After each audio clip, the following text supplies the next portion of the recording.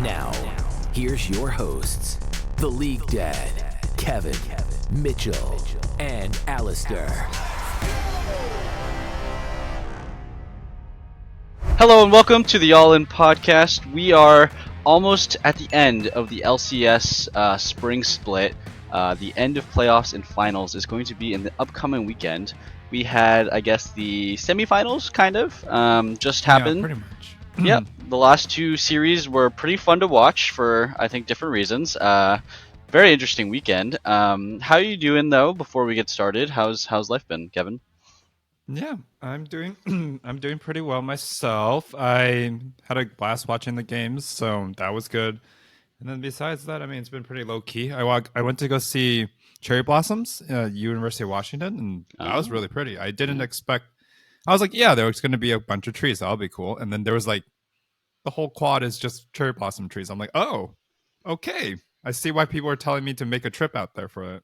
Yeah, no, it is really beautiful out there. I've been there too. Yeah, I went on a wow, this is a little personal, but I went on a very romantic date there once, a Aw. long time ago. Yes, years ago. Looks like it would be a good spot for that. Yeah, yeah, definitely. Right, that's cool. Yeah, I have been. What have I been doing? I got sick actually, and I'm actually just got better today. So today's Oh a wow. great day. Yep. Yesterday I was pretty much dead all day, but no, today I've been good. But yeah, let's talk about some League of Legends. So, was there anything that happened kind of this week? I don't even remember. Any news we got to talk about? Not really, right? I think we can just get into the games. Anything off the top of your If I head? remember, I'll bring it up at the end, but I don't.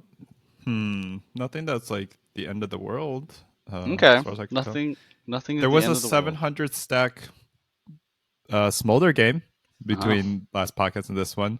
Wow. Unknown Shim against T1, and that was disgusting. 25.6% true damage, or no, 5.6% true damage per tick on the Q. Yeah, yeah. Yeah. Yeah, good thing that got nerfed finally, at least. It's not on any of the patches that people are playing on, but hey, thank God they at least decided to nerf it.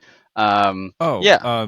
Hmm. I will say real quickly because it's not relevant to everything else. Is that they did say finally publicly, right? Tryndamere, the CEO, said that League MMO is still happening, Oh, and yeah. that they did a direction change, which is never the best thing to hear, but it's better than canceling, I guess. Yeah, actually, it's interesting to talk about because it's a little bit Yeah. of game theory.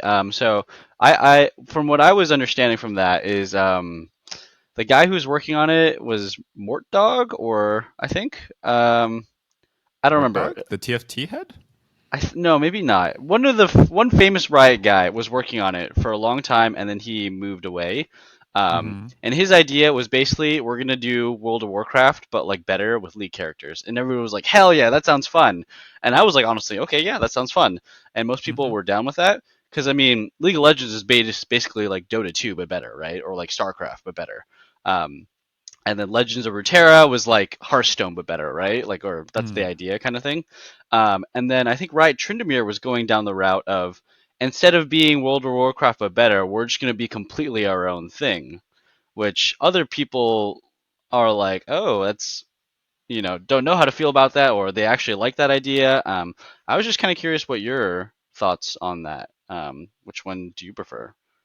Oh, also, I think I just looked at the name of people who worked on this. It was probably Ghostcrawler you're thinking of. Ghostcrawler, yeah. That's yeah, We he's a knew popular of guy. him being at Riot even back before the MMO days, and I was like, huh, Yeah. it's like a huge. I'm pretty sure he's huge in Blizzard.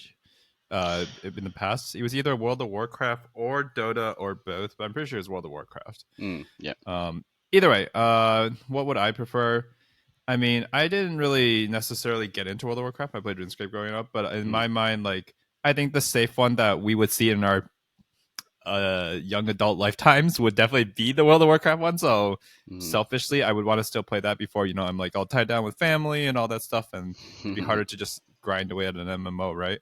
Mm, But I think if League wants to have the staying power for a longer time, they do need to do something different because World of Warcraft, frankly, is big still, very big, but it's not like capturing a new generation's like imagination, right? Like people don't just like take work off for a new expansion anymore, or anything like that. So League is the IP, right? Mm. Is the core IP. It's just kind of like Warcraft was the core IP, but the thing that made it, last another 2 decades might have been an MMO, right? So to me, selfishly, I want it to come sooner, but if they're going to do something different, fine. The problem is like with these big companies, they don't ever actually follow through with these giant projects, right? They're like Project Titan 10 years later, and yeah, they made Overwatch, but then they never made Overwatch PvE. Like they have these big projects, but the second you have a bad quarter or two in a row, they're like, all right, Oops. what's Yep. getting cut? Yep. And the longer the timeline is, the less likely anything's going to come out. Yeah. Because I'm pretty sure the Riot MMO was announced like 3, 4 years ago, maybe longer, and it's probably in Yeah, it development was the before. 10-year anniversary. We got a bunch of banger announcements: Valorant, Yeah. Riot MMO, fighting game, Yeah. and a bunch of Riot Forge. Yeah, and that was a few years ago, right? And Hmm. so it was in development before that. So like very we can estimate, right? MMO's been in development for like 5 years, about, right?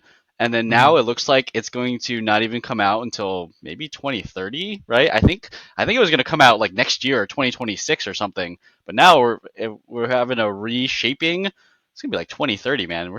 I'm gonna be in my mid 30s when it comes out. I think you are too, right? So yeah, that's gonna be crazy, dude. Yeah, Oh I'm actually boy. on the boat. I did love World of Warcraft. Mm.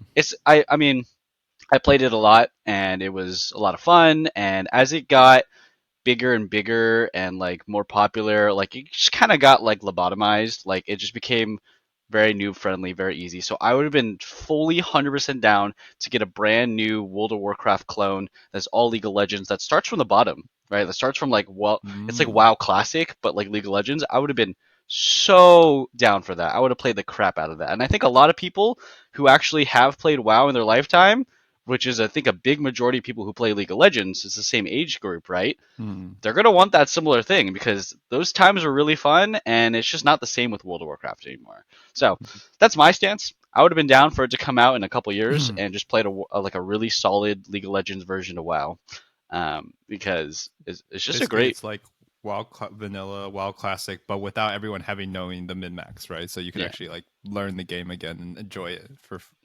Yeah, I with can League of see that. Legends art, a new engine, right? Really crisp graphics. Like I'm just down to vibe, right? Like it sounds really fun. But looks like that's not happening, unfortunately. I will have to wait until I don't know.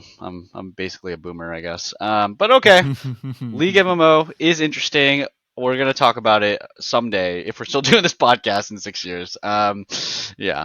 All right. Let's talk about some League of Legends, some LCS. So this weekend, we had Team Liquid play 100 Thieves, and we had C9 play FlyQuest. We'll start off with the result that neither of us predicted, which well played by you, sir. You did. It is a very consistent method, huh? You got it bat down. Yeah, tell me about Team Liquid in this weekend, man.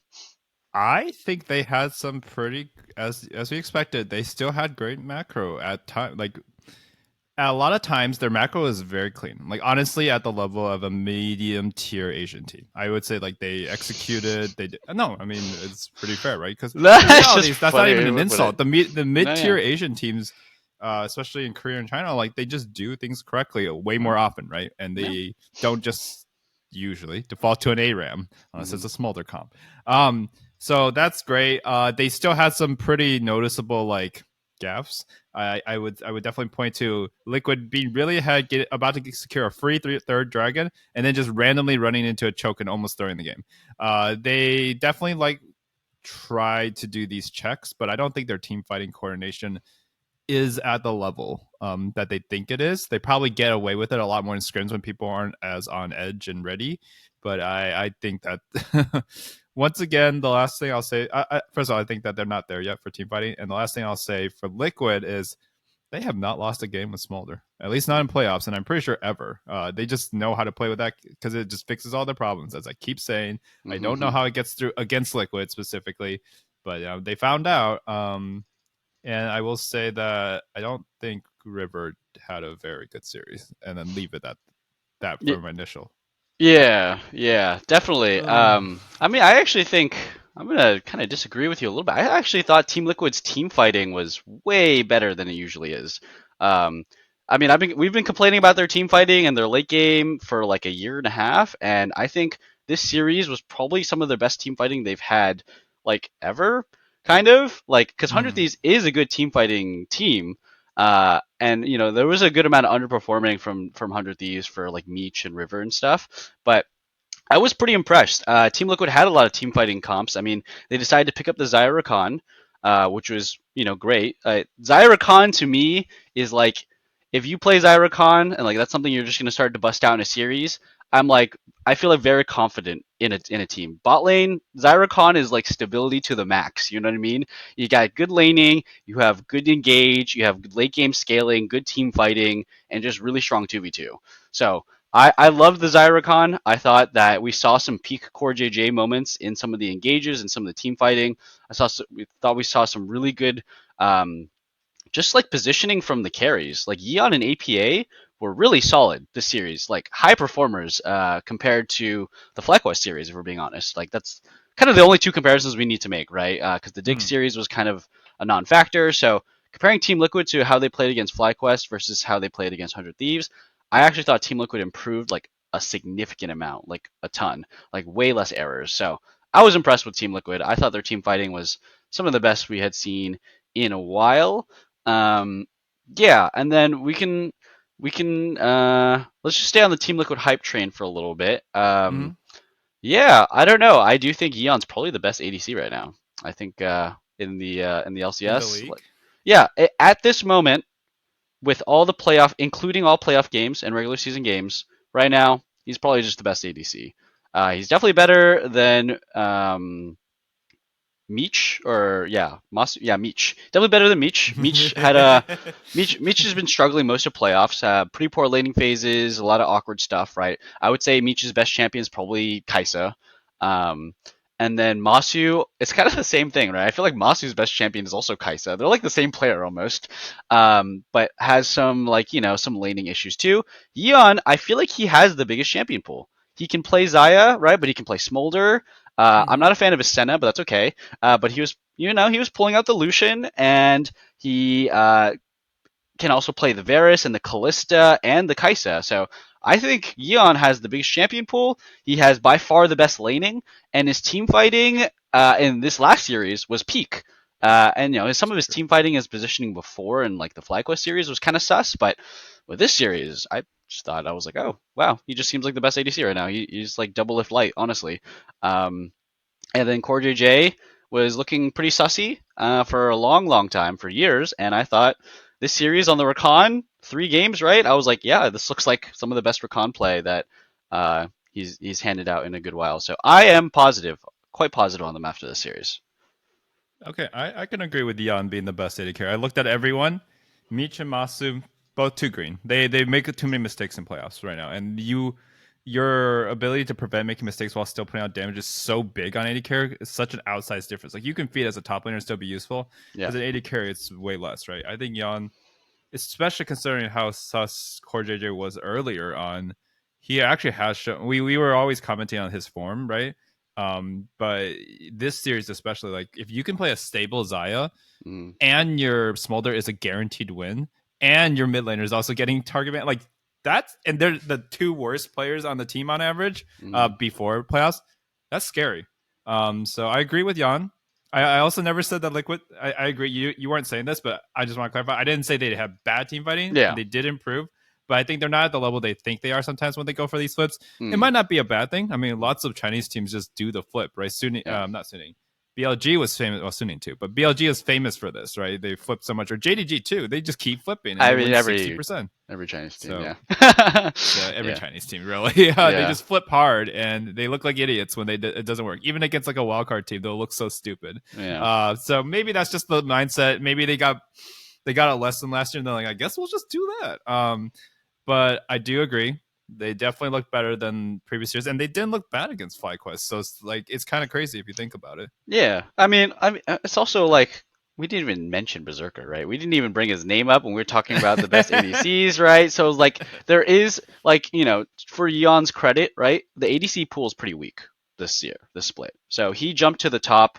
It wasn't it wasn't a clear favorite during the regular season, and it's really in playoffs where I feel like Yeon jumped to as a clear top number one.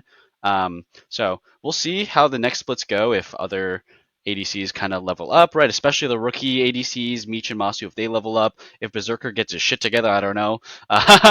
But Uh, yeah, we'll save that for later. But I want to talk yeah, about yeah, APA too. I actually didn't see too much trash talking. It's funny, like Team Liquid and 100 Thieves, a little, but yeah. they didn't really they were joking around like they were buddies. Like I don't know if you saw that, but like there was an actual trash talk. There was like Impact is asking them what they had for breakfast. I was like, what is? They're just like having a conversation. Okay, I guess they're buddies. I don't know. It was weird. It was weird. It's a lukewarm take, but I think Team Liquid literally has the whole personality of the league, besides Whippo right now. Yeah, It's like yeah. Whippo and Spire have a personality, and Not it's Team Liquid. Sniper. I feel like 100 Okay, Thieves has a good amount of personality. Sniper too. does too, but he Yeah. isn't on mic yet that much. But he has the personality as a player. I Yeah, do and on the think, his cam, playstyle.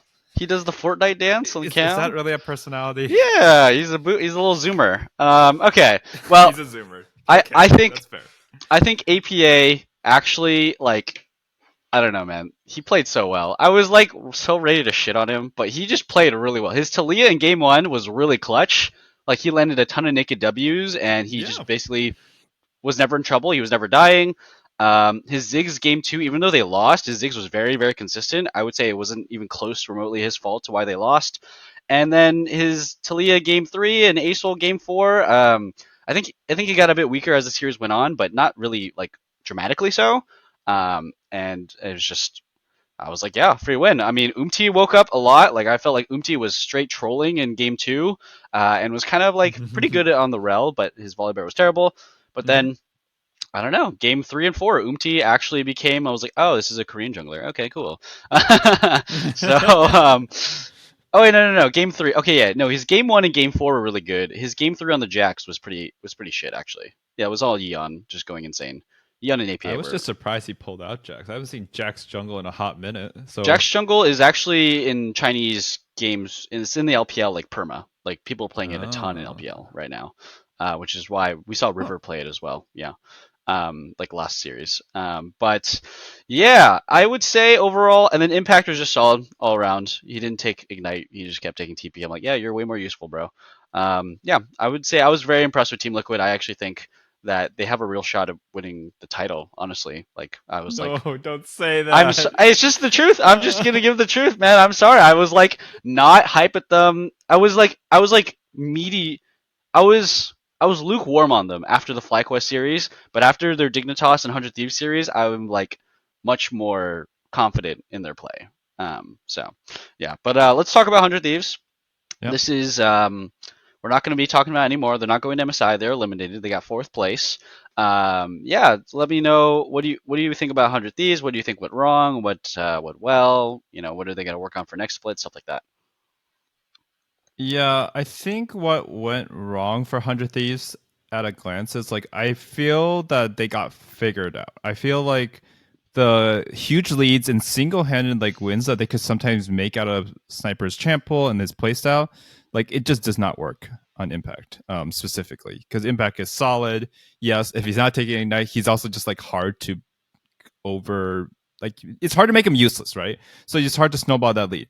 The other thing that I feel like was neutralized this game is not even honestly a fault of 100 Thieves. I think Quid just thought he was going to gap APA. Like they came into the game like, okay, Mm-hmm. we'll ban away, we'll ban Smolder because that's a problem. Oh, you can pick your Ziggs, whatever. But the Talia just came out of left field. It was like ganking. It was cutting people off on rotations. It was Yeah. just there, and he was getting lots of raw picks. Like I feel like no one respected APA. So in my mind, I feel like River especially, and not as much Quid. River especially was the recipient of many just raw flicks. Like he was just standing there for no reason after Yeah. a fight had already finished and then got flicked and they got another free kill, tempo to dragon, tempo to ward control. So to me, if River's not doing well and Sniper's not a wild card, this team is nothing. Because their bot lane it was by my measure, I think they were gapped hard, Oh yeah. which we expected. Yeah. And their top side was neutralized because APA showed up. He had 2 good games, right? And he only needed to have 1 or 2 to win the series. So I think that they needed to find more dimensions to their play, right? They had a win con, which was play through topside, and they did not have a backup plan. They didn't have a, hey, River, maybe you should focus bot more. Hey, River, you should, give them more prio. Maybe we should pick stronger bots. I mean, they picked Kaisa not, Yeah. Jinx Tom, and Aphelios Renata, with Aphelios Renata in my head being maybe the most likely to do something. Uh, Mm. but like that's because the other ones are just dog early. So I feel like they were trying to sack bot and they never rotated off of that, even though APA was clearly not the liability that they were drafting for. Yeah, I kind of have a different perspective on the bot lines. I thought the Kaisa Knot Mm. was probably the best and the most consistent. And I think Meech looked the best on it, and it was the most useful. It was like try to survive in lane and then actually scale and like 100 Thieves' game plan is always fight. It's always go in. It's always Mm. collapse, right? So Kaisa Na is perfect for that. It lets Meech dive in with the rest of his team. I do think the Aphelios Renata game 4 was an instant like lose. That was like as soon as I saw that, I was like, nope, sorry. Aphelios is not a real champion. It is doomed, right? They're playing against Zyracon, really, really strong, versus Aphelios, very weak. Like Renata is strong, but yeah, no, that was. I thought when I saw a draft from Game 4, I was pretty confident it was gonna be a 3-1 from Team Liquid. But yeah, to talk about Sniper, he did get a couple solo kills onto Impact, Mm-hmm. but it's Yeah. just not enough, right? Because he's Impact. He makes a mistake, he gets solo killed, but he's playing Cassante and he's very, very useful in team fights. And it's like we were talking about how like last week Renekton is still pretty useful in the late game comparatively to the old days, but it's still Renekton. It's nothing compared to a Cassante, right? A Renekton who's slightly ahead versus a Cassante who's slightly behind, right? The team fighting is just it's just not comparable, right? Renekton's going to be way less useful. He has to have a huge, huge lead, tons of side pressure to be more valuable than a Kazante. And it was pretty clear. Like Sniper would basically reach team fights and just it was just really useless, right? I also I gotta agree with the River take too. I think River he played like 4 different champions, and like actually I would say he didn't have a single good game, right? I think his J4 game was fine. It was like suitable. He did his job, but it wasn't like peak River where we've seen him absolutely take over, right? It wasn't like Contracts' J4 where we've seen him absolutely smurf and like win the game. So like I really did not like the Xin Zhao game 3. Like I think game 3 was kind of the tipping point. It was incredibly long game, 40 minutes. It was 50 kills, right? It went to 7 drags. 100 Thieves had 4, Team Liquid had 3. Like that was the tipping point for the Team Liquid 100 Thieves game where Rivers playing Xin Zhao against Talia and Jax and Smolder, and it's like he didn't get enough done in the early game, and the Xin Zhao was a walking money bag. It was rough, and I kind of wish they just kept him on J4 because, well, at least you're useful at every single point in the game. Xin Zhao becomes very useless after like 25 minutes. So yeah, I gotta agree on the River point. He had a ref series.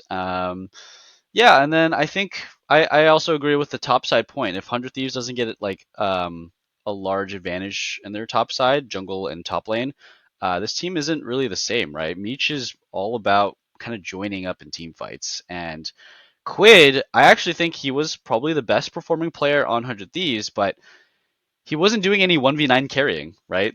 There wasn't any like insane performances besides the Talia, and you could never he never got the Talia except the game 2 where they won.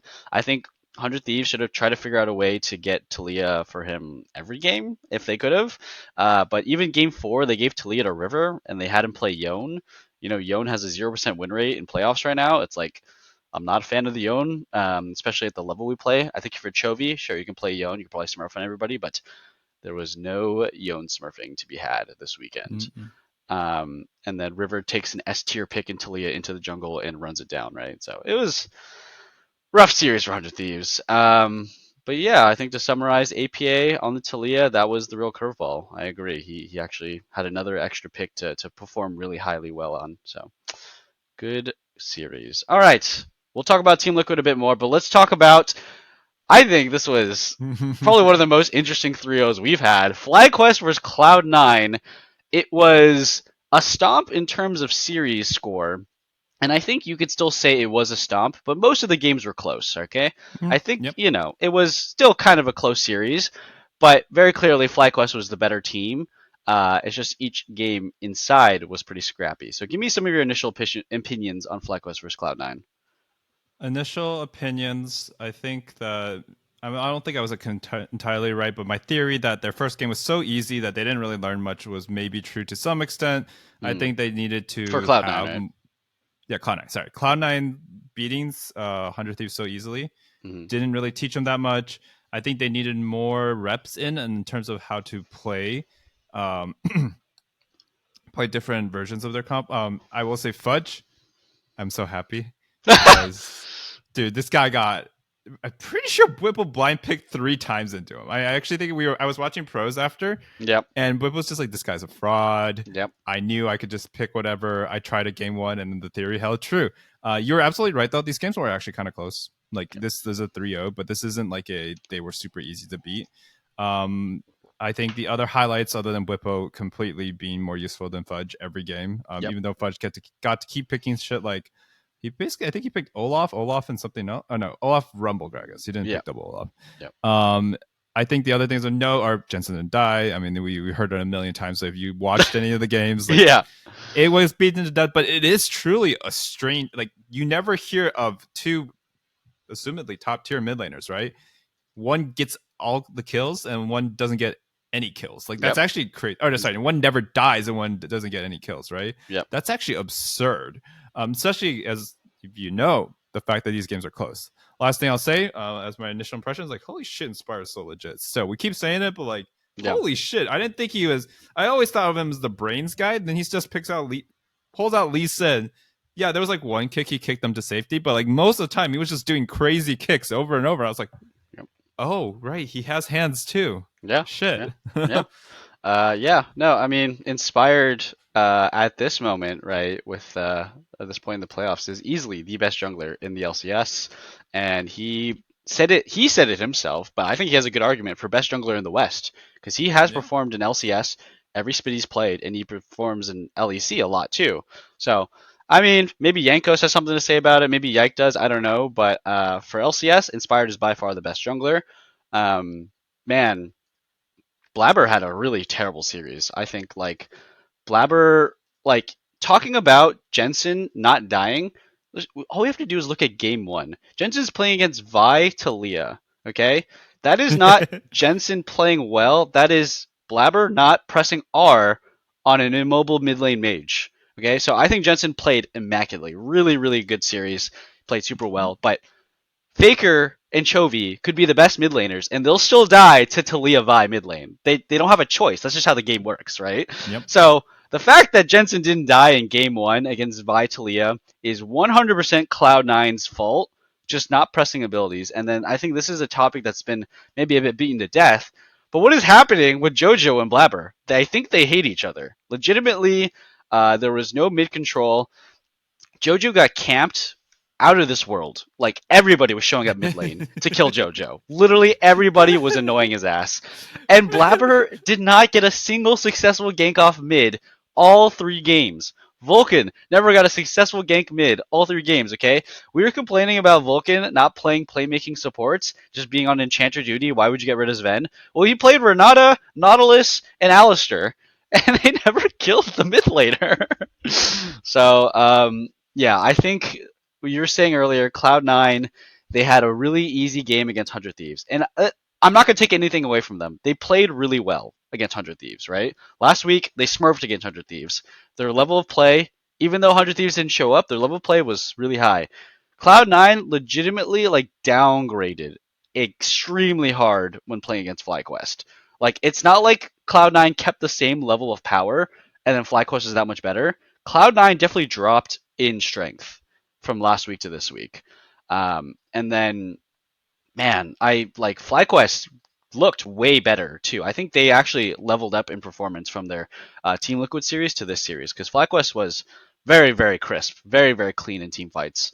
Um, yeah, man, I think the main story has got to be I feel like Fudge is an expected turd Okay, that guy was beyond useless. Yeah, Whippo gapped, Omega gapped him, but JoJo is like kind of was supposed to be the main character of our LCS, right? Blabber has been the best jungler in the LCS for like 5 years straight or something, maybe longer. Um, and I think they both had a really, really terrible series, like really bad. So, what do you think is going on there? What's up with Blabber and JoJo? I mean, they were the only shining stars on Cloud9 when Cloud9 was had a terrible regular season. So, give me some theories. Give me some clickbait. What you got going? My theory is, I first of all, I don't think it's JoJo's fault that he had a bad series. I was watching that game. He was. How are you supposed to play?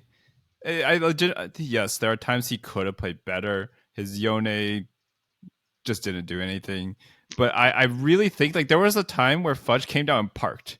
He like set up a camper. He was like, "Hello," and he just like sat there for like maybe I'm exaggerating, but close to a minute. I don't think this is JoJo's fault at all. I feel like this is a Blabber problem. Or not at all. I think the majority is on Blabber and Vulcan combined because any good team, it's a jungle support unit. You're supposed to match. You're supposed to ward. You're supposed to be there to at least neutralize, right? Even if you're like 2 seconds late to the play or whatever, you can usually get a trade kill as long as you're like in the same vicinity. Generally, they were not. And maybe we now see why Vulcan hasn't been on an engage as much as he should be because maybe he's just not good at that either now. I don't know. So honestly, I still will put some blame on JoJo because, I mean, you got to adapt. You got to Yeah, pick stuff that isn't going to need that many resources. If you guys can't play around you, then do what APA does. It's like, all right, I'm going to pick the dragon and I'm just going to clear waves. yeah. And yeah, but maybe JoJo can't play the dragon. He might not know what it does. I don't know. But all Yeah, to say is like Vulcan and Blabber don't have synergy, which is strongly affecting whoever's in the mid lane.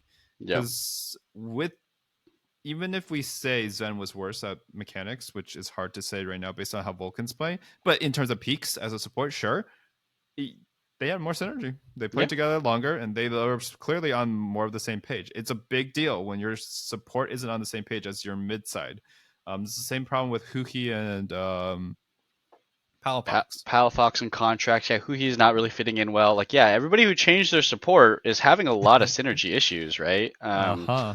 Sven was a huge part of Cloud9 for like a long ass time, like a really long time, like years, like I think since 2020 or maybe even 2019. Sven has been on Cloud9. So, Mm-hmm. yeah, I'm gonna say it right now. Sven way, way, way more important to C9 success than Vulcan ever was, because Vulcan was on C9 and Vulcan left, and C9 was still always like top two, top three, right? Um, I mean, Yeah. Vulcan was great on EG, but something broke inside him on FlyQuest. He's just not been the same player since they got 10th place on FlyQuest or ninth place or whatever.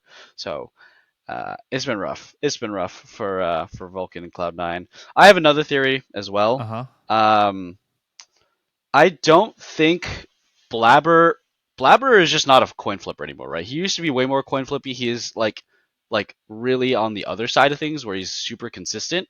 I Uh-huh. don't think I think JoJo has been used to like junglers playing for him, and it's pretty clear if you play Vi Talia, your jungler needs to play for you, right? And it's also pretty clear if you play Yone, your jungler needs to play for you. And it seems like the only person Blabber plays for is Fudge in the top lane. I don't know Oh what's up with my that. I god. don't know why, right? Okay, Blabber did do a little stuff in bot lane in game one, but every single game, his first clear, he's pathing top lane, right? He like they ganked Whippo quite a decent amount of times in the Gragas game, I remember, and I was just like, what are you doing here? You're Sejuani Rumble. Why are you up here? Why are we ganking the Gragas? You know? So I yeah. I have to I blame everybody, right? I blame JoJo too, okay? JoJo shares a lot of blame.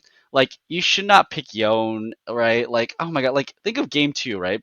They're playing Yone Sejuani and they're not even on the same screen half the time. There was that one point where it's like there was a fight around Rift Herald or something, and then JoJo teleports bot lane on the Yone to pick up a wave. And Sejuani, Blabber, and the rest of the top side, like I think Fudge and Vulcan, they go for like a gank. They try to fight FlyQuest 3v4 while JoJo's split pushing, he just TP'd away from his team. And it just screams to me that they are in disagreement. Like it's a civil war. It's an internal battle. I really do think that something is happening drama side. And then here is my last hat to throw in the ring of the conspiracy theories. Mm. Hai recently joined the Cloud9 coaching team. Hai is I think he I don't know if he was there last year, but I know now he's on stage. This is the first time he's on stage for the Cloud9 like draft stuff. Um, Massive respect to Hai. Always thought he was a great NA player, one of the best back in the day at least. I don't know if I trust Hai in 2024 to be good at League of Legends anymore. Just gonna throw that out there. I don't know. He was great for League of Legends at the time, but hey, man, Hai showed up this year. I started seeing him on stage, and then this is the worst Cloud9 has looked like in like years, like a long time. So maybe that's just a conspiracy. Maybe I'm just talking shit, and I don't know what I'm saying. But hey, I put two and two together. That's all I'm saying. I thought So you were gonna cook something like, oh, he's there because he actually wants Cloud9 to suffer even more or something like that. I was like, damn. But that's also a take. I mean, it's possible he was trying to start up his Team Radiant or whatever it was mhm. called, like an esports org itself. So I'm assuming him joining here means that that was not successful. I feel like if he was trying to start an esports team, whether it's influencers or competitive, or a mix of the two. You still have to be tapped into the game to recruit players. But yes, is he on the cutting edge? I don't know. He was never like, I don't think he was ever like the master of metas or anything like that. He wasn't the one bringing out the picks. Well, he did have a talent, but most of the time it's more about his in-game shot calling and strategy. So if he's a strategic coach, great. If he's a stage coach, I have no idea. Yeah, Strat. I mean, also it's just like High was great for his time, but as soon as he left Cloud9, he literally never found success. He was actually the mid laner for FlyQuest, and that team went like 10th place. It was like budget Cloud9, right? I think that team had contracts, High, Lemonation, and stuff. That team went 10th place on FlyQuest. So I don't know. I don't know anything about High how he is these days, but I've never really I I personally wouldn't put my trust in that because whatever had Cloud9 had going literally last year was way better than whatever's going on this year, right? All right, let's talk a bit about FlyQuest because we mostly were just flaming Cloud9. FlyQuest, I thought, played amazing. They are the best team fighting team by far. Um, I think the thing that makes them just really unique is that they have the best team fighting team and they have the best top laner. So they're like just insane. They have so much stability throughout their team, and their weak point is still their bot lane, right? It's their rookie bot lane. But someone I'm going to shout out who hasn't seen a lot of attention, right? Because Jensen, zero deaths, really consistent, NA goat, inspired, best jungler of the West, insane insect plays, and just really clean. Whippo, just super solid, just mega gapping enemy top laner. Buzio had a really good series. Okay, Masio I think really struggled as an AD carry, but I think Buzio was really, really consistent and strong and had a massive support gap. So just game one, he was playing the farming Karma. Senna Karma is not a lane that I expected to see, but he farmed very well and like I think besides their 2v2 deaths very early on, we can equate that to some nerves, right? Berserker and Vulcan did get 2v2 kills. After that though, Buzio was just hitting like a truck, just running around, shielding people, like being a very useful like AP carry on the Karma. His game two on the Renata, he had some really really clutch, just clutch Renata plays, tons of good handshakes, tons of good ultis, tons of good revives, right? He had very tricky timings on his Ws where lots of people on Cloud9 got baited to go in, right? I thought Vulcan was a farming Vulcan and just farming Nautilus and was as squishy and useless as like a zero income support Nautilus. So, and then finally, game three, Buzio made the game-winning play. Like if we would go back to game three, Cloud9 Berserker's on Zeri. He's 5-0. They're smashing the game. It's looking like it's going to go to game four, right? Finally, Cloud9's awake, and it's this bot lane play where honestly, JoJo is overextended. He gets TP'd on. He doesn't ulti, and he gets flash body slammed by Bwipo. So I think big blunder by JoJo there. But then it's a fed Zeri, right? Berserker on the Zeri, he actually misses Zeri ulti. And that kind of messes up the whole team fight. I think if he doesn't miss Zeri ulti, Berserker cleans that fight up. But whatever, he misses it. C9's still like really far ahead, like 3 or 4k gold ahead at this time. Busio goes for one of like the cleanest, the slightest margins of a flash hook, and he just barely gets Zeri's little foot. Berserker even kind of sidesteps it, right? And it kind of wraps around Vulcan's body, like it wraps around the big ass Alistair. And it gets Zeri, it gets Berserker, and they get the shutdown. And they get like 800 gold. Shutdown, and then it just turns the fight, right? Busio like single-handedly prevented a potential reverse sweep with that flash hook by shutting down Berserker. Because after that, the game was just over, right? FlyQuest just won from that point on. So, big Hmm. shout outs to Busio. Insanely massive support gap on Vulcan. Like Vulcan was doing stuff like flash Wing and not queuing. Like he was just messing up basic Alistair combos, doing nothing on the Nautilus. Like, oh man, it was really rough to watch. Yeah, Uh, and go ahead. I was gonna say I agree with. I was gonna agree with you. Busio isn't really getting that much recognition from the crowd or us, the audience, Hmm. except for you. But he did get first team All Pro, which we Yeah. can mention later about the All Pro stuff. But he was the most by Oh, far. yeah, yeah, Ayla was second, and third was Vulcan. I will say support just was not, as we said before when we were predicting All Pro. Like, nah, yeah, support was not it this year. But nah, yeah, at least Busio got recognized by his peers. And then I kind of doubted it when I saw this award this year, but I mean, he showed up. He was very good. yeah. He was really good in playoffs. Yeah, I think Vulcan did not deserve that. He got that off of popularity. I also don't think Berserker deserved the All Pro vote. That he also No, got that off of Berserker absolutely popularity. did not. Yeah. Let's finish. Let's do All Pro after this, but let's just finish up any last thoughts on the FlyQuest versus C9 theory series.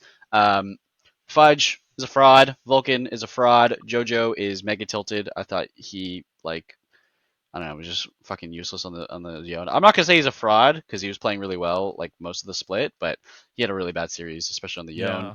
Blabber, I'm not gonna say he was a fraud either because he did have a decent regular season, but pretty bad series. He was fucking useless. And then Berserker, I don't know if he's a fraud, but he had something in the last 2 years that he just doesn't have now, and that is like the mechanics. I feel like his crispness in his hands and just the slightest mechanical edges here and there he doesn't have anymore. I always felt like there are so many times in the last 2 years where Berserker would just have the tiniest mechanical edge. He would land one extra skill shot more than other ADCs. He would dodge a couple extra more skill shots than other ADCs and just have slightly better position. Like it was all just super minute details that Berserker was slightly better at, and it was just consistent game after game, series after series. He did it so many times where I was like, okay, this is no longer luck. This is skill in hands that Berserker has. Like he's got great reactions.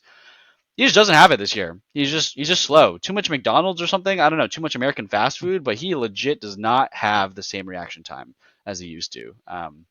No more Korean fingers, right? He's too much 60 ping solo queue, I guess. I don't know. So well, that is a bummer. Yeah, and then positives for FlyQuest, they have some of the most insane team fighting coordination. I think Inspired always has this with his teams, right? When he was on Rogue and EG, they always had insane team fighting, but his Lee Sin was really cool to watch. And then yeah, any last things on the series? Okay, let's talk Yeah. about yeah, The All last thing Pro. I had was just Okay. JoJo. I think he still has the hands. Is he just not a leader figure? Is he the type that's like, yeah, y'all can do whatever, or, play elsewhere, I can win? If he might be that kind of player. He just thinks he's very good and he doesn't want to take resources, or he's confident he doesn't need the resources and he doesn't ask for help, because I don't understand otherwise how you can be this good for this long. And like, when you have really good players, like, unless you have an inspired kind of guy, I guess you just can't get him to play around you. It's really strange. Yeah, yeah. EG, other bad EG, they all played around him, but that's by default. There was no choices, so I can't really credit or discredit him for that. But on this team, I don't. I think it's nonsense that you've gotten to this point and they still haven't learned to play around him. I mean, I was hearing from Revenge on the co-stream that JoJo is an extremely vocal player. So they only Uh played huh. together for one split on that EG roster. Right. But I mean, I think JoJo is a very vocal player and has a lot to say and has a lot of ideas of how to play. And C9 straight up disagrees. They have their systems. Blabber's been doing things the same way for a long time. They lost Ven. They have a new coach in High. I just think it's not meshing. That's my guess. Is JoJo's idea of how he wants things to go is just not meshing, right? JoJo wants to play incredibly lane dominant, incredibly mid gapping, and Blabber wants to full clear. Like that's just how it is, I think. And Vulcan is just not willing to leave lane. So yeah, I don't know. I don't know. It's pretty sus. Pretty sus. I don't know. They figure some shit out. All right, let's move to all pro votes. Hmm. Before we predict next week's, before we predict the finals, all pro, first team all pro was Blipwo, River, Quid, Bevoy, and Buzio. So we have to do our best to remember just the regular season and not any playoffs bias. But I would say overall, this first team all pro was pretty accurate. This is what I think it would be. Yeah. Any complaints there? I think even in the regular season, I still think Inspire was equal. Hmm. But I can see why Ripper's there. Otherwise, no complaints really. Yeah. I'm glad that B-Boy actually showed up here. We were kind of like saying he's the best or one of the best, but I have no idea if he'll make it just because they were like 7th place or 8th place. Yeah. But no, that like talk about like this. It remind I don't know why I keep bringing up Yankos, but it reminds me of like when Heretics was a 10th place team and Yankos was mega smurfing every game. That felt like Bvoy, and I think that does stand out to people. Is like if you're looking that good on a 7th place team, like people give you more credit than what you maybe deserve because it's like, well, you have to be playing even better, right? You have to be an even more insane player because your team's so bad. So yeah, props to Bvoy. Second pro all team, this is where it's going to get a little controversial, but it's Impact, Inspired, JoJo, Berserker, and Ayla. I think this is a fine second pro all team, except I don't think Berserker deserves to be on here at all. If I'm being honest, I'm surprised Meech isn't on here because even though Meech had a really weak, or I think Masu would probably be second team and then Meech, but yeah. So I think we're in agreement on the Berserker one, right? Like we're not a fan of the Berserker second pro. Yeah. I would say like it's really hard for support. Berserker is there. He's in his core JJ phase. His name brand is this powerful that like he can still even like garner votes is Yeah. kind of absurd to me. I get Masu is a quote unquote no name currently, right? But like it doesn't even matter if Masu was a no name. Berserker shouldn't even be the 3rd place. Like I'm Yeah. sorry, No, he shouldn't be on the list. Yeah. he was just an enter. He Yeah. was not maybe not the 8th place, but he's closer to the bottom half. Yeah. Wait, actually, no, because Tactical was good too. B-Boy Tactical was was on the I would bottom team. It was good. yeah. I would say Bvoy, Tactical, Yeon, Masu, Meech were all better than Berserker in I'm regular pretty sure season. we sat down and said, "Isn't Berserker one of the worst players, Yeah. 80 carry wise?" Right? Yeah. Yeah. Okay. I'm making sure that I said this out loud and wasn't just thinking this in a No, yeah. blasphemous manner. But like, yeah, it's so Yeon strange to me. Yeah, Yeon was snubbed, right? Yeon was snubbed, Meech was snubbed, right? Some mix of those people should have been in there instead of Berserker. Um, so yeah, I think Ayla for second is fine. I wouldn't personally put him there, but I thought I think it's well deserved enough. We'll go to third pro all team. It's Sniper, Blabber, Jensen, Masu, and Vulcan. Yeah, I'm gonna have to really disagree with the Vulcan. I actually do think Blabber deserves it. He did have a good regular season. Um, I think there's arguments for maybe other junglers if you want. But Vulcan, nah, I think Vulcan was one of the worst supports in regular season. Maybe not eighth. Maybe Isles is worse. Actually, I don't even say. I actually think Vulcan might have been the worst support. Yeah, I think that's not unfair, right? Isles no. might have been weak too, but he was on a very weak team, And he was more and consistent. Isles actually pressed his buttons. I feel like Vulcan did a lot of no button pressing. I think in the support role, I agree with you. I also I appreciate that we got Blabber his medals for during the season. I think he was good enough for 3rd. He was like Yeah, he had games, especially when they were starting off strong. yeah, No, he was good. yeah. I thought, He wasn't like perfect, but yeah, in terms of consistency overall, yeah, yeah. I'll I give it thought to him. it's fine to flame Blabber for his last series and how he performed, but yeah, no, I think his regular season was fine. Vulcan, I think, was actually one of the worst supports here. I mean, I would put this is maybe controversial because they're 10th place or 8th place team. I would have put Olay here. I would have actually considered Core JJ over Vulcan. I think like there's a lot of different supports we could have put here, right? Than Vulcan. Even thinking like who else was there? There's um, yeah, Buzio, Ayla are in here. What other supports were there? Oh yeah, Huhi was probably Huhi Or was felt similar to Vulcan, honestly. Huhi, I think I actually better than Vulcan. Yeah. So I actually think Vulcan might have been the 7th or 8th best sport.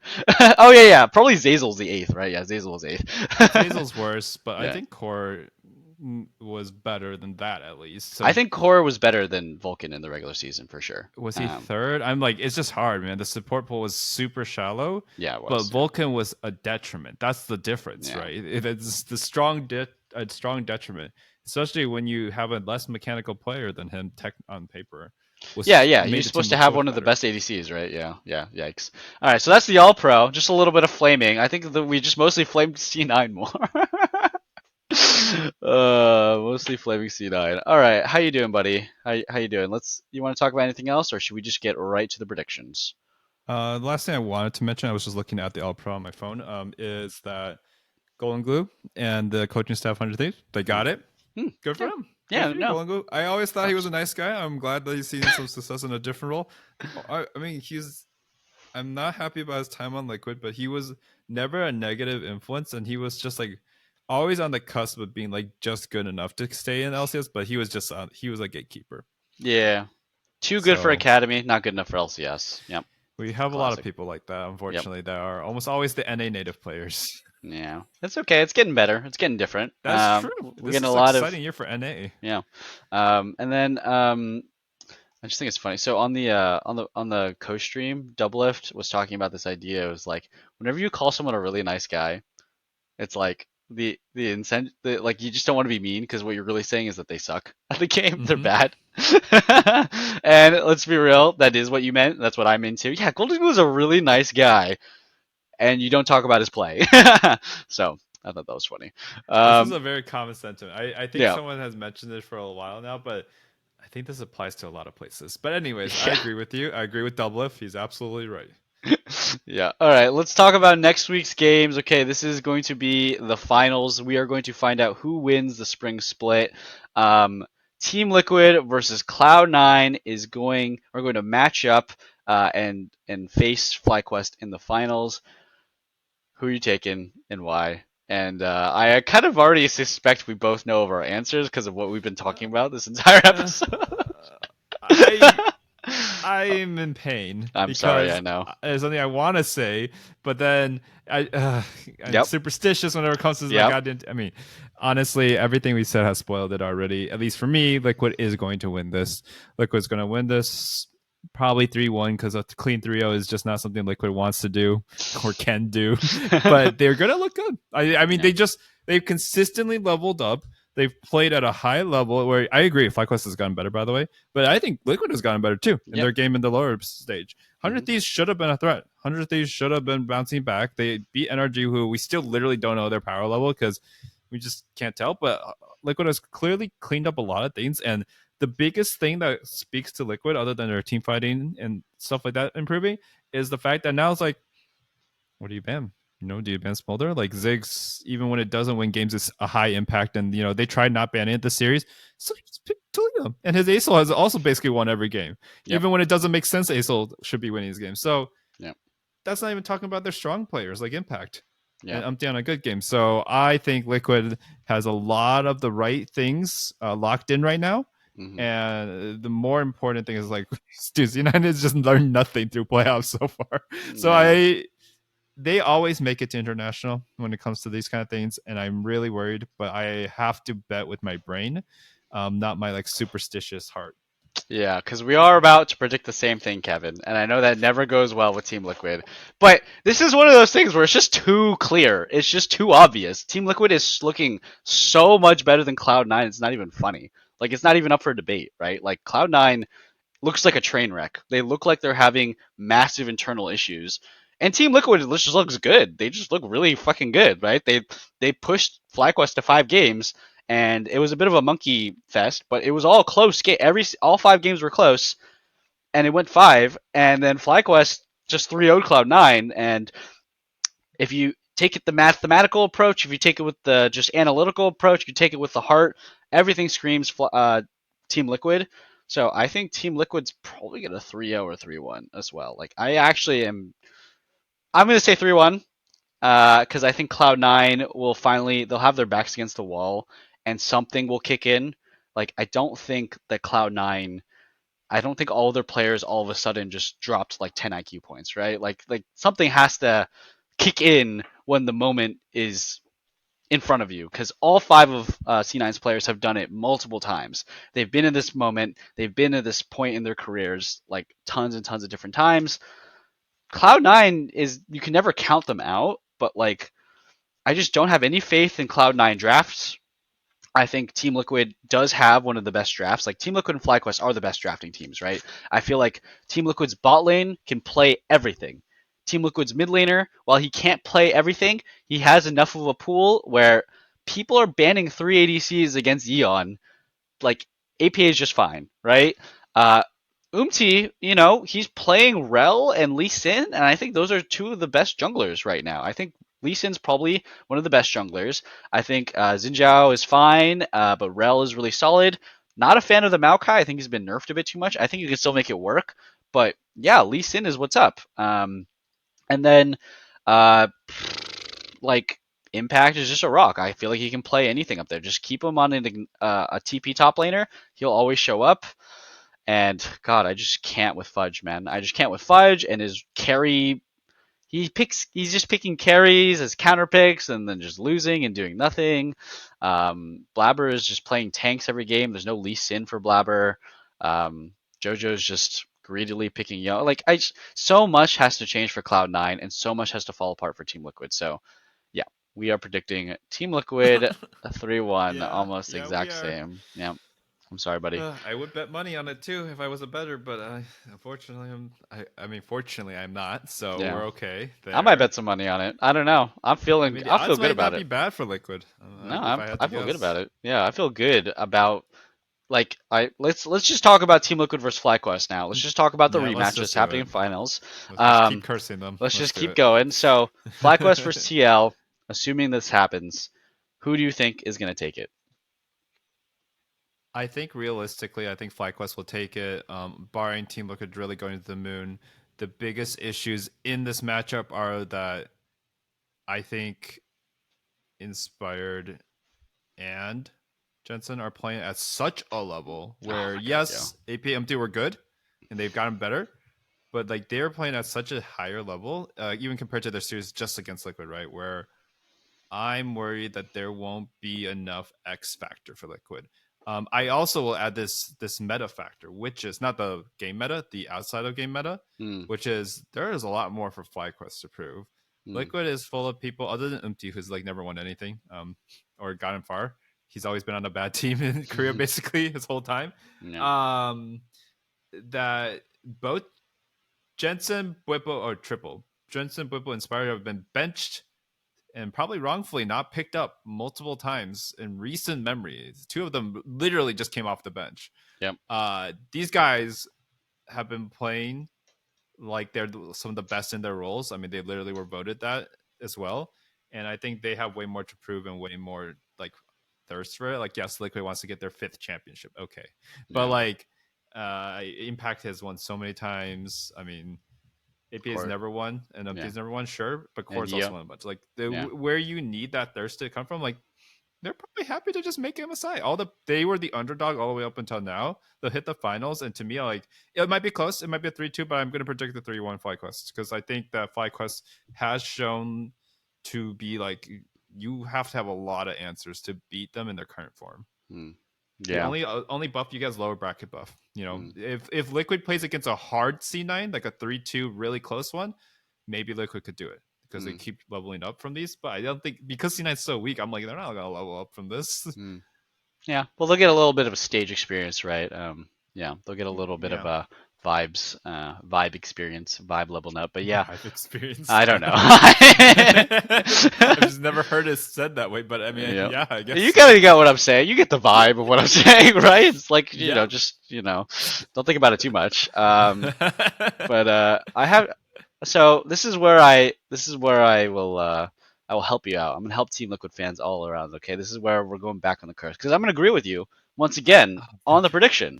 Right, so we got a double whammy here. I actually do think it's gonna be FlyQuest 3-2 as well. I think it's gonna go the same way. I think it's gonna be a big battle between FlyQuest top side versus Team Liquid's bot side. I think Yeon and Core JJ are quite a bit better than Masu and Busio. But I think the top side of FlyQuest is bit better than the top side of Team Liquid, right? So when you kind of equate that, that's like 3 is greater than 2. I don't know. So it's also a 3-2, you know. So I think Team Liquid's going to win. So since we have the same prediction on Team Liquid in 2 series, maybe they'll cancel each other out and the curse will not exist. I don't know. Superstition be damned. Anything could happen. So I think FlyQuest is going to win the split. I do think they're really hungry. And I just think, like, man, Blippo and Inspired and Jensen are just so unbelievably good, aren't they? They're just really cracked. Um, I actually think Masu is going to struggle a lot in the finals. I do think that's going to happen regardless. But I think Buzio is like he's going to make the difference of like, okay, Yeon won all 5 lanes last time they matched up, right? But Buzio, I think, has really shored up a lot of stuff in the Cloud9 series where I think he'll be able to match up a bit better. And you know, Core JJ is playing a lot better, but they showed their hand, right? They showed 3 Zyra games. I think you know it's time to get ready for some Zyra from Team Liquid. Um, I think that Kaisen Not is going to be a very common answer to Zyra. That's an age old one, and I expect that to be high prio. But like we're about to see like 5-6 bans and ADCs hit the bot lane for every single draft. I think Lee Sin's going to be a really big deal. I think Talia is obviously going to be a really big deal. Oriana and Karma are going to be big deals. And unexpectedly or not so unexpectedly, I guess Renekton and Gragas are going to be like really high prio. But we'll see how these drafts really shake out. I think FlyQuest, they've been so close actually to winning titles. They've made it to finals twice in 2020, and then they almost made it to finals last year. They got 3rd place, right? They lost 5 game series to Golden Guardians, but now they're back. Now they're back in the finals as from the winners bracket. And yeah, I think this is their time to shine, right? This will be their first international tournament. No, this will be their second international tournament because they've been to Worlds before. So I'm excited to crown FlyQuest. Yeah. And then, one thing I wanted to bring up. This is kind of my bad. I actually think that my predictions have been pretty poor this year. I predicted FlyQuest to have a really insane regular season and to kind of just not really show up in playoffs so that other teams would figure it out. And it's kind of the exact opposite. They had a really insane regular season and then they just got better and better and better in playoffs. So congrats to FlyQuest. They beat the fraud allegations. I was completely wrong on my take on them. They made it to MSI. Congrats to them. Yeah, and this has been a very unexpected split so far. So I'm excited to see how it ends. Any last comments on our finals coming up this weekend? I would say that if Liquid were to actually make it there, this is actually a big deal. As a Liquid fan, obviously it's a bigger deal for me than most people, but this org has just been on the cusp. They've been unironically back to the 4th memes, which is basically the definition of like mid or maybe slightly above mid, but it's basically mid, guys. Yeah. And the fact that they even broke the 4th, like maybe that just is just a mental barrier for the coaching staff, for the people who Dodo has been there for like almost a decade or whatever it is. Yep. I think this is a huge deal already that they've made this far, but an international showing is a big deal for Liquid. They are, them and C9 are some of the best regarded NA esports orgs in general. And Liquid continues to garner great sponsorships, blah, blah, blah, which is like a good thing in general because it shows there's still some life in the scene after TSM maybe literally died. Yep. I think it would be a big win if we could have them be one of our top teams. Yep. But the other one that they're lose to is C9. So like this is pretty much like in terms of a mix of good representation for NA's future and also org's prestige. Like these two like NA wins, right? FlyQuest has the most competitive roster probably internationally right now. Yep. Except in the bot lane, which is a big problem. If Yep. you're going to go up against Guma, Ruler, like whoever might show up. Yeah. But their top side is actually competitive, and they have played internationally and been competitive. So I'm very excited for NA. Extra excited for Liquid because they just have been pretty much like ever since Doublelift left. They like you can't win without Doublelift. Yep. It would be the first team to win without after Doublelift. Yeah. Has any other team won since Double left their team. 100 No. Thieves TSM never won obviously again. didn't. TSM never won again. Team Liquid never won again. 100 Thieves never won again. So no, if Double Lift left your team, you never won without him. Yeah, Yeah. it's just true. Yeah, it's kind of fucked up. I mean, I don't think it's Double his fault. It's just it does speak a lot to how much, regardless of all the like memes and either half jokes or jokes I've made, Yeah. he still had results you cannot argue with. Yeah, Right? he's Like the NA GOAT. Yeah, he's the NA GOAT for sure, 100%. Yep. Even though he didn't have a great last year, NA GOAT. I Yeah. will say that even though he is the NA GOAT, I did see a line that I thought was hilarious on Reddit, top comment on Reddit after the series, which is, be afraid of old men who die in professions where men die young or some shit like that. Yeah. And I saw that something like that. I was like, I've like Bars. heard like variations, but it was put in such a way at such a time and right after the series where I was like feeling the euphoria of it. And I was like, Yeah. No. for you, Jensen. Like, it's actually absurd. Like, he's had his ups and downs, but for how long he's been in the scene, it's absurd that he's still competing at that level. Yeah. Because like Bjergsen's another GOAT candidate, and at his last year, he was like, it's good. He was third, but like mid, fine. pretty mediocre. Yeah. Jensen might be the best mid right now. Yeah, I think Jensen might be the best mid, but you actually kind of stole my segue, which is fine. Oh, I'm so sorry. No, it worked out great. It actually is exactly where I was going with this conversation. I was baiting with the double lift as the GOAT because if Jensen wins, though, he could actually be NA's GOAT. He could actually be the GOAT of LCS. Like, this would be the third organization he's won on FlyQuest. This would be like, I don't know, he's performing like some of the best that he's ever performed in his career, and it's on par with some of his best performances, right? Jensen has some of the best international records of any NA mid ever, right? I think the next best is like Pole Belter, right? So, no, Jensen is legitimately in contention for LCS GOAT, like greatest of all time. I think if he wins, I think he's the best NA mid ever. I think he's better than Bjergsen, honestly. If Jensen wins this split, I take him over Bjergsen now. Like, Bjergsen has been out of being a top mid laner for long enough that I just take Jensen over him, right? When Bjergsen was on TSM, right, he was the best. When he became a coach, the clock stopped. When he came back to the scene and was playing on Team Liquid and then 100 Thieves, the clock started again for Bjergsen, but he was pretty mediocre, right? He was not that good. And Jensen has just been on the clock the entire time, and he has like one mediocre year on Dignitas. Everything else has been Dignitas, superb. So who knows what Dignitas would have been like without him? Exactly, right? Everything else has been superb. Everything else, he's been at minimum on a top 2 or top 3 team. He won on Cloud9. He was top 2 or top 3 on Team Liquid with Tactical as his ADC. He's number 1 right now in FlyQuest. I think Jensen is by far, one of the best mids NA's ever had, and he might just be the LCS GOAT. Like, let's say FlyQuest wins spring and summer. I think I'm just gonna give it to Jensen. I think he overcame Doublelift at this point because Doublelift had a pretty stinker year last year. Jensen just doesn't miss, man.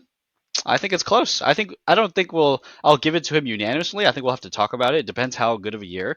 But let's say Jensen just repeats spring split into summer split. It's just that good, right? And he has a pretty decent showing at MSI. I'm just gonna give it to Jensen, bro. Like, I think he might I just think people don't like him as much as Doublelift, but he might actually be LCS GOAT over Doublelift. I was gonna argue that Bjergsen was more scary internationally for like the periods of times when he was at his peak, but Jensen did drag him to semifinals with the LeBlanc performance against Africa as well. I remember he was playing. I think it was him. Bjergsen also did a similar thing, so that's why I was like trying to make sure I wasn't misconstruing. They did get to semis though, which is like a bigger achievement than Bjergsen's ever made. And I think it was Jensen Team Liquid that to the finals of MSI. Yep.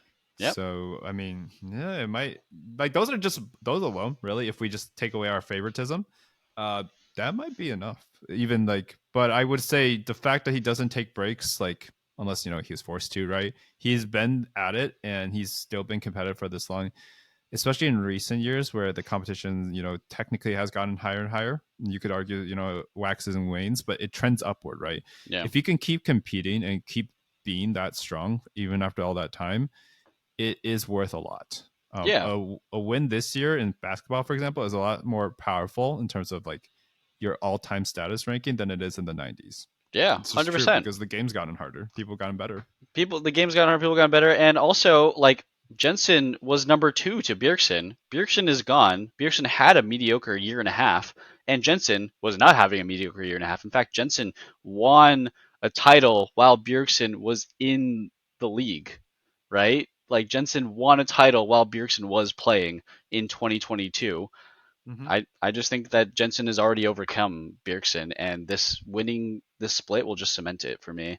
Um, it's just the conversation extends from is he better than Bjergsen? I think so, yes. Is he better than Doublelift though? As LCS go. To be determined. To be determined. We'll see how the future holds for him. But that's going to do it for us on this episode of the podcast. Really excited for the finals next week. Really excited to see who represents us at MSI alongside FlyQuest and who wins the title, right? Because this is a big moment for every org left. FlyQuest, their first title ever. Team Liquid, their first title since losing Doublelift. Cloud9, supposed to be the super team, supposed to win last year against Energy, lost. Supposed to win this year because they got JoJo, they got Vulcan. But it's not looking too good for them, and this would be an absolute statement to all C9 fans to say, even though the road was rocky, we still made it. So I'm excited to see who lifts the trophy, whoever wins it. It's going to be hype. It's going to be interesting. So try not to be too toxic, and we'll see you on the next episode. Peace.